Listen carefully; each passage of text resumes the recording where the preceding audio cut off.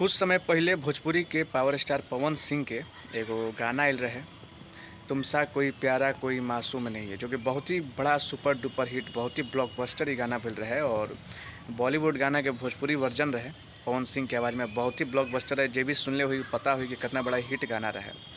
तो वैसे ही एगो फिर से बहुत बड़ा धमाल होके वाला बा पवन सिंह की आवाज़ में, और नया एगो और बॉलीवुड के गाना भोजपुरी में आवे वाला बा, जेकर नाम है गाना के कि तुझे ना देखूँ तो चैन आता नहीं।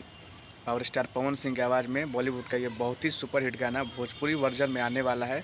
और आज इसका जो है एक छोटा सा टीजर लॉन्च कर दिया गया है, और बहुत जल्द जो है ये गाना फुल अपलोड हो जाएगा, रिलीज़ हो जाएगा।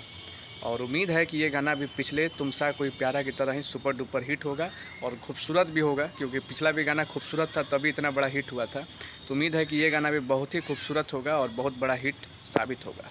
तो पावर स्टार पवन सिंह के जितने भी फैंस हैं उनके लिए बहुत बड़ा न्यूज़ है। और आप लोग को ये खबर कैसा लगा, आप लोग भी कमेंट करके अपना राय ज़रूर दीजिएगा।